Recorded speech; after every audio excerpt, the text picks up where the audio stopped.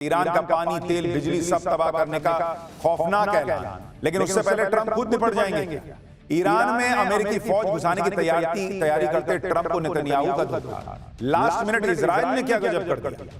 Iran non-stop मार रहा, Houthi Hezbollah घुस गए। उधर अमेरिका में ऐसा क्या हो गया कि ट्रंप का हलक सूख रहा।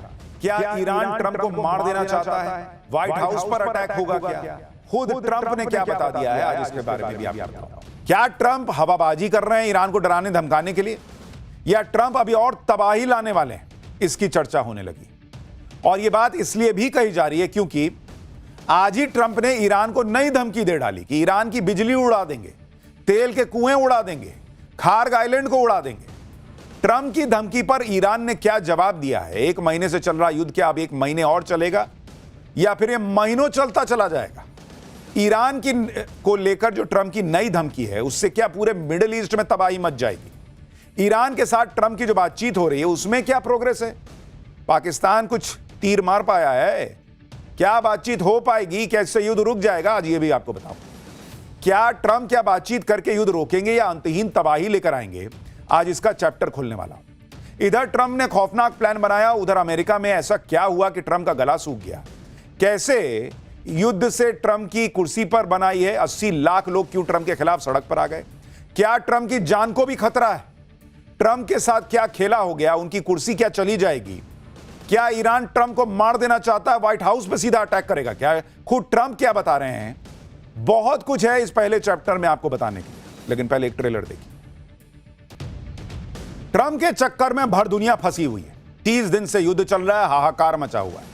लेकिन ट्रंप क्या कह रहे हैं, क्या सोच रहे हैं, क्या कर रहे हैं, यह किसी को समझ में नहीं आ रहा।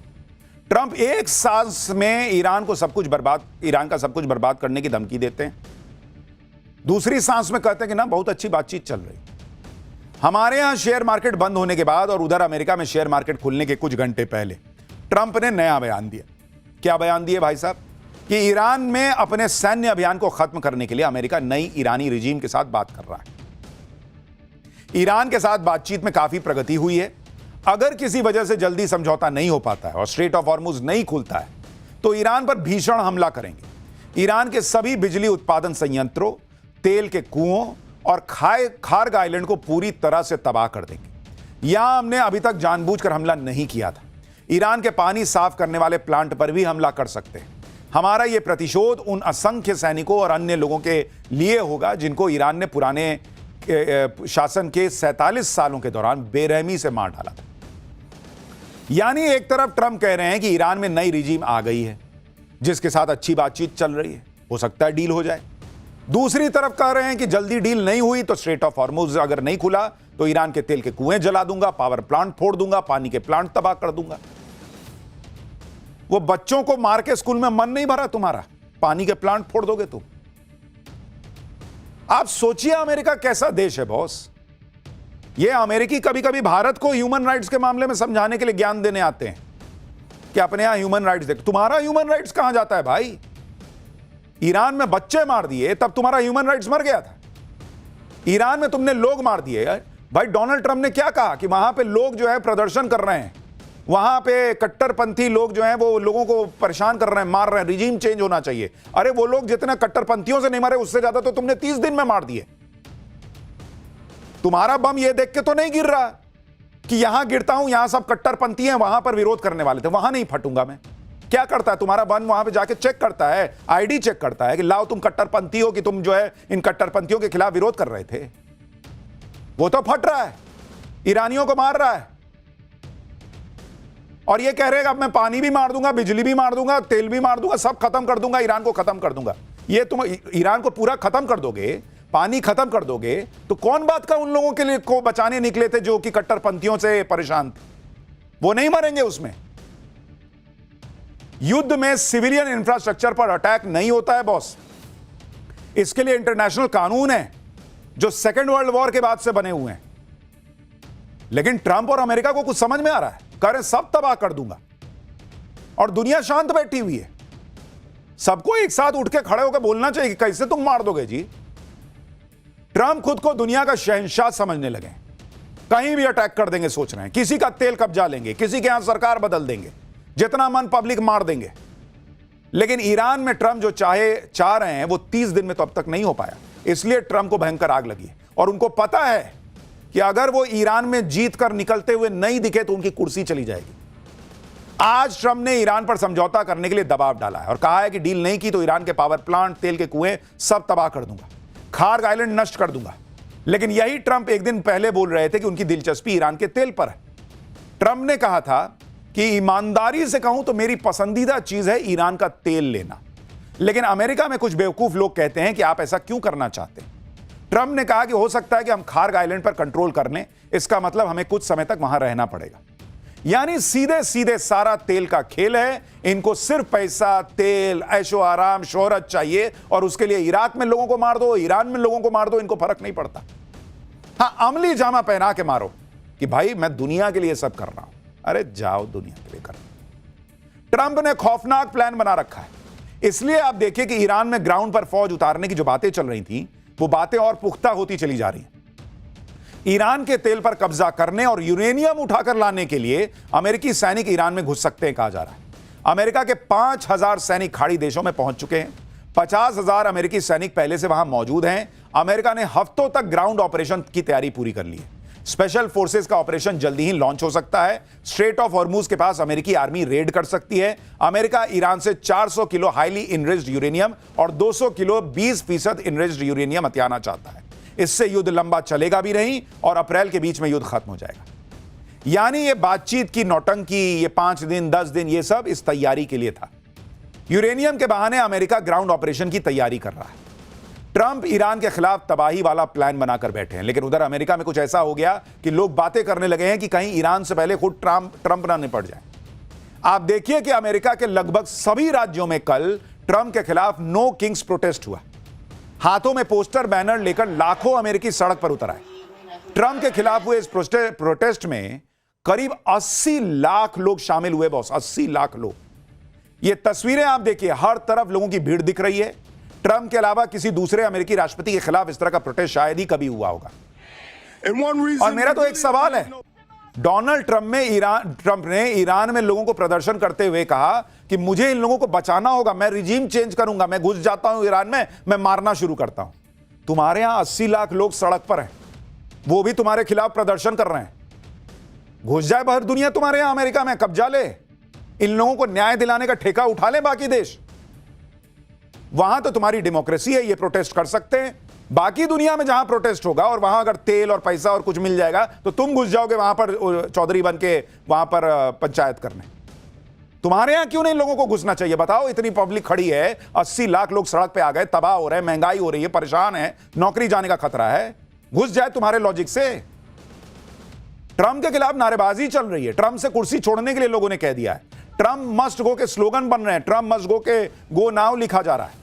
मतलब गजब का गुस्सा है ट्रंप के खिलाफ कि लोग ट्रंप के खिलाफ महाभियोग लाने की बात कर रहे हैं। अमेरिका में हर तरफ लोगों की भीड़ दिख रही थी। ये गुस्सा ट्रंप की नीतियों के खिलाफ था। लोगों का कहना है कि ट्रंप लोकतंत्र के लिए ठीक नहीं है, वो एक राजा की तरह बर्ताव कर रहे हैं, किंग की तरह। और हमको भी कोई फर्क नहीं पड़ता, हमारा कोई इंटरेस्ट नहीं है तुम में। तुम्हारी वजह से दुनिया की सबसे बड़ी अर्थव्यवस्था बना हुआ मेरा भारत जो है ना, उसको सफर करना पड़ रहा है, इसलिए हमको ज्यादा दिक्कत हो रही है। अमेरिका में ट्रंप के खिलाफ ऐसे ही माहौल बना रहा और ट्रंप ईरान युद्ध में ही फंसे रहे तो फिर ट्रंप की कुर्सी भी जा सकती है, क्योंकि नवंबर में अमेरिका में मिड टर्म इलेक्शन होने हैं और तब तक युद्ध चलता रहा तो ट्रंप की पार्टी हार भी सकती है। मिड टर्म इलेक्शन में अमेरिकी संसद के निचले सदन यानी हाउस ऑफ रिप्रेजेंटेटिव्स की सभी 435 सीटों पर वोटिंग होनी, जहां फिलहाल ट्रंप की रिपब्लिकन पार्टी को मामूली बहुमत हासिल है।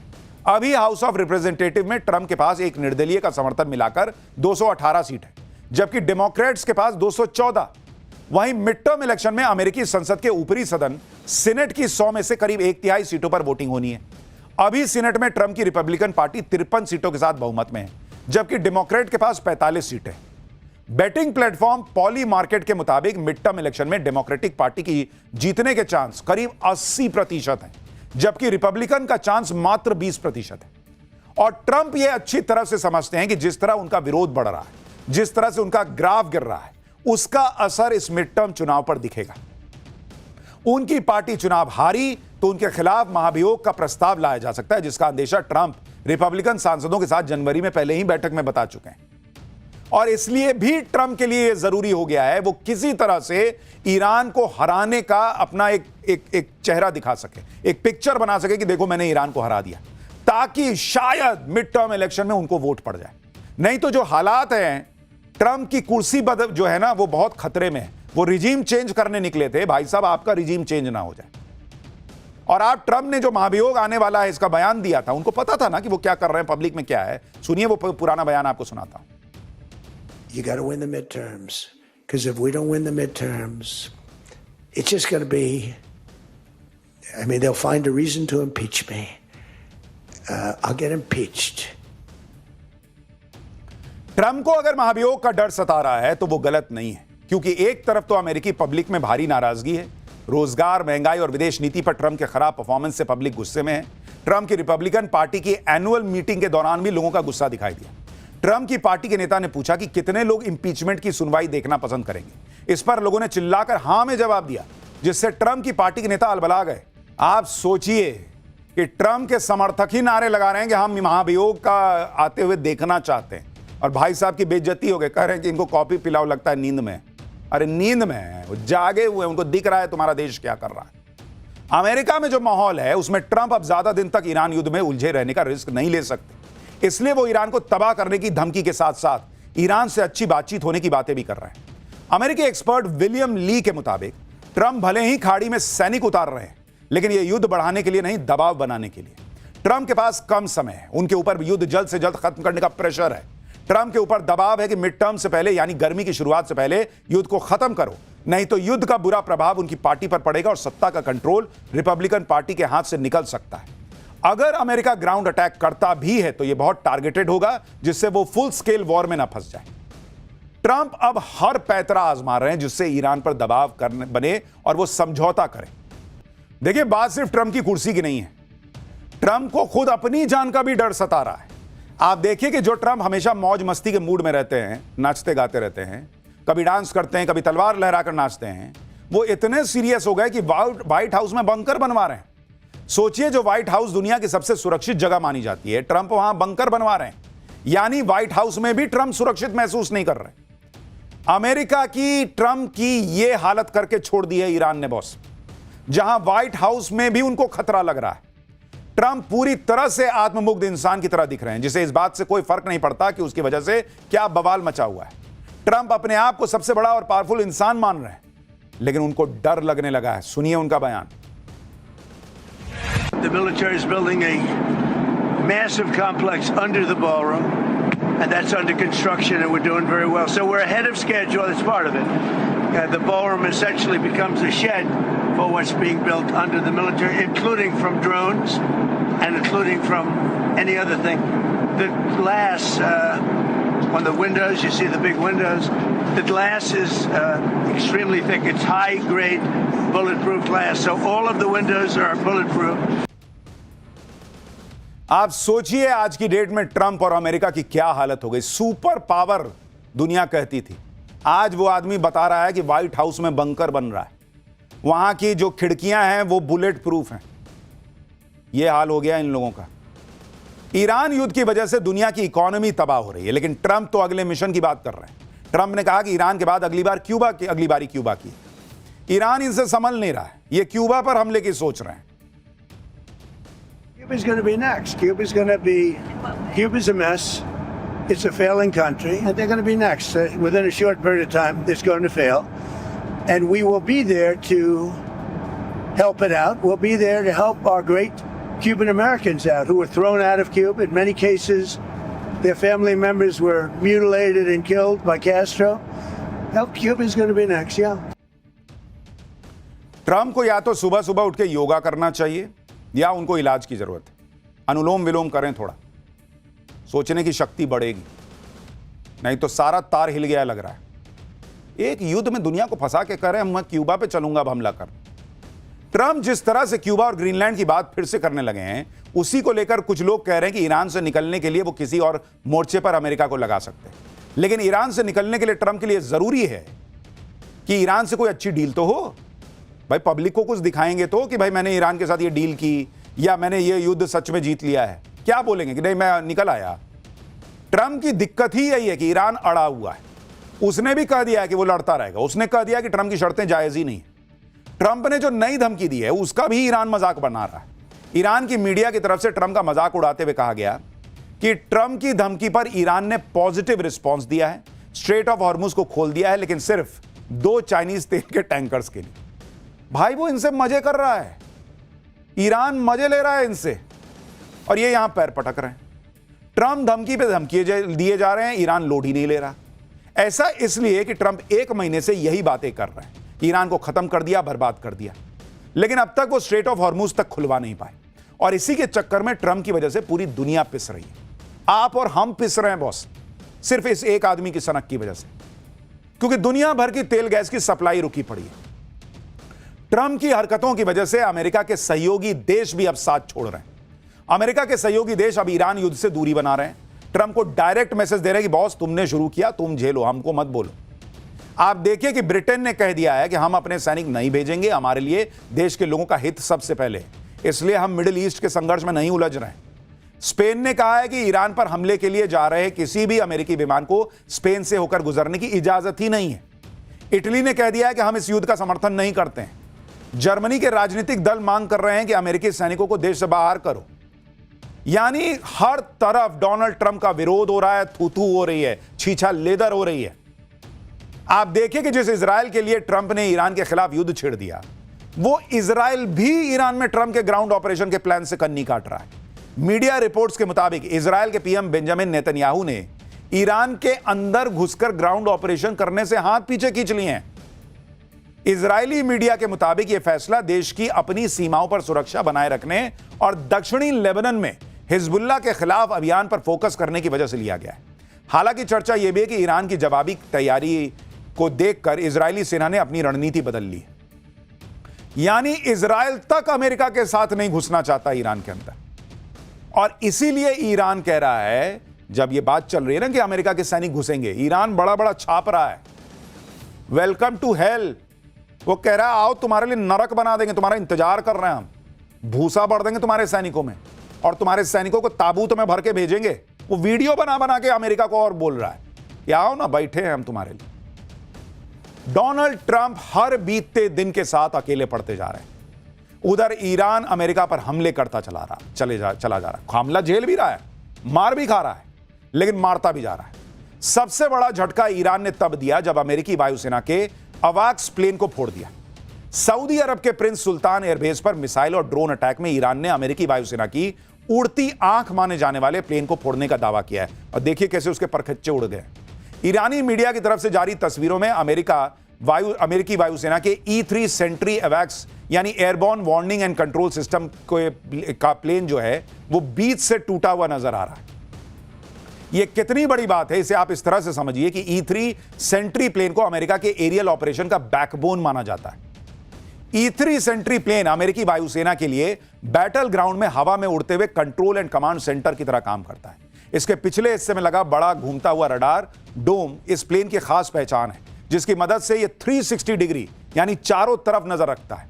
यह प्लेन करीब 400 किलोमीटर के दायरे में खतरों की निगरानी कर सकता है और एक बार में 600 से ज्यादा टारगेट्स को पता लगाने और उन्हें ट्रैक करने का दम रखता है। E-3 Sentry plane real time में विमानों, मिसाइलों और ड्रोन जैसे खतरों का पता लगाकर इंटरसेप्ट मिशंस को जरूरी जानकारी भेजता है। इसकी कीमत $700 मिलियन यानी करीब 6,500 करोड़ रुपए से ज्यादा पड़ती है। और ईरान दावा कर रहा है कि मैंने उसको फोड़ दिया, मतलब ईरान ने उसको फोड़ दिया। यानी डोनाल्ड ट्रंप और अमेरिका की सिर्फ इकोनॉमी को नुकसान नहीं हो रहा, अमेरिका की सुपर पावर वाली छवि की धज्जियां उड़ रही हैं। ईरान के हमले में E-3 सेंट्री प्लेन का तबाह हो जाना अमेरिका के लिए इसलिए भी बड़ा झटका माना जा रहा है क्योंकि अमेरिकी वायुसेना के पास ऐसे सिर्फ 15 से 16 प्लेन बचे, जिसमें से अमेरिका ने 6 प्लेन खाड़ी देशों में तैनात कर रखे थे। एक E-3 सेंट्री अवाक्स के तबाह होने का मतलब है खाड़ी देशों में अवाक्स की तैनाती को 16% का नुकसान होना। इससे अमेरिका बेस पर खतरा और ज्यादा बढ़ जाएगा। अमेरिकी सेना के लिए झटका इसलिए भी हैरान करने वाला है क्योंकि प्रिंस सुल्तान एयरबेस की सिक्योरिटी के लिए अमेरिकी एयर डिफेंस सिस्टम थार्ड और पैट्रियट तैनात किए गए। उसके बावजूद इसको फोड़ दिया ईरान ने। और आप सोचिए अमेरिका के हथियार कौन खरीदेगा? आर्म्स लॉबी का क्या होगा? उनका तो दिल बैठा जा रहा होगा, क्योंकि दुनिया पूछेगी कि एक बात बताओ, तुम और इजराइल मिल के लड़ रहे थे ना, उधर तो वो अकेला था। इनफैक्ट तुम, इजराइल और खाड़ी के सारे देश जो तुमको सपोर्ट कर रहे थे, सब मिल के लड़ रहे थे ना, और उसने अकेला तुम्हारा फोड़ दिया। तो कौन बात के तुम्हारे हथियार, कौन बात के तुम्हारे सैनिक, कौन बात का तुम्हारा फाइटर जेट और फाइटर पायलट? पब्लिक का दुनिया कहेगी जाओ भारत से सीखो, भारत के सैनिकों से सीखो क्या होता है जज्बा, क्या होता है हुनर, सुपर पावर। हजारों करोड़ के विमानों को ईरान मार रहा है, अमेरिका का तगड़ा नुकसान हो रहा है। उधर ईरान के साथ उसके सहयोगी भी अमेरिकी ठिकानों पर अब हमले कर रहे हैं। बगदाद में इराकी रेजिस्टेंस फाइटर्स ने अमेरिकी आर्मी के बेस पर हमला किया है। ये वो लड़ाके हैं जो ईरान का समर्थन करते हैं। बगदाद का विक्टोरिया बेस अमेरिकी सेना इस्तेमाल करती है। विक्टोरिया बेस पर इराकी रेजिस्टेंस फाइटर ने ड्रोन से हमला किया। हमले के बाद बेस से आग की लपटें उठती हुई दिखाई दी। इन हमलों के बीच ईरान युद्ध अब पानी और बिजली तक पहुंच गया है। ट्रंप ने ईरान के पावर इंफ्रास्ट्रक्चर पर 10 दिन के लिए हमलों को टाला है, लेकिन इजराइल मानने को तैयार नहीं है। इजराइल ने ईरान के परमाणु केंद्र इस्फहान पर हमला किया। यही वो जगह है जिसके बारे में अमेरिका और इजराइल दावा करते हैं कि यहां ईरान का न्यूक्लियर प्रोग्राम चल रहा है। इजराइल ने तो ईरान के खोंदाब में हेवी पावर प्लांट पर भी हमला किया। हेवी वाटर प्लांट परमाणु ऊर्जा कार्यक्रम से जुड़े महत्वपूर्ण प्लांट होते हैं। हेवी वाटर मुख्य रूप से परमाणु रिएक्टर्स में न्यूट्रॉन की गति कम करने के लिए इस्तेमाल होते हैं। ईरान के पावर प्लांट पर हमले के बाद तेहरान में ब्लैकआउट हो गया। आप तस्वीरें देखिए, पूरा शहर अंधेरे में है तेहरान। यह सब तब हो रहा है जब ट्रंप ने पावर प्लांट पर हमले रोके हुए हैं। ईरान ने अपने पावर प्लांट पर हमले का इजराइल से जोरदार बदला भी लिया। ईरान ने इजराइल के एक केमिकल प्लांट पर हमला कर दिया। यहीं पर स्टील प्लांट भी है। ईरान के हमले से पूरा प्लांट तबाह हो गया। काला धुआं आसमान में दिख रहा है। इजराइल के केमिकल प्लांट में ईरान के हमले से जहरीली गैस के रिसाव का खतरा खड़ा हो गया। पूरे इलाके को खाली कराया जा रहा है जिससे जहरीले रिसाव से लोगों को बचाया जा सके। ईरान ने कुवैत के वाटर प्लांट पर भी हमला किया, जो कुवैत का सबसे बड़ा डिसैलिनेशन प्लांट है। यानी इजराइल और अमेरिका जिस तरह से हमला कर रहे हैं, ईरान एग्जैक्टली उसी भाषा में पलटवार कर रहा है।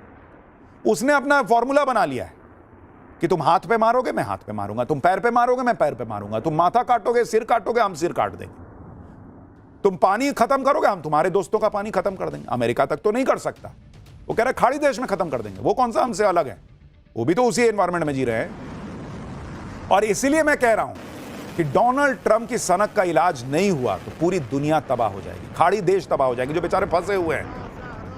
अच्छा खासा दुबई में, अबू धाबी में लोग जा रहे थे, बड़े बड़े अमीर लोग जाके रह रहे थे। इतने भारतीय, 1 करोड़ के करीब भारतीय खाड़ी देश में आराम से रोजी रोटी कमा रहे थे, घर पैसा भेज रहे थे, सबको तबाह कर दिया इस आदमी ने। ईरान ने इजराइल की सबसे बड़ी तेल रिफाइनरी पर भी हमला किया।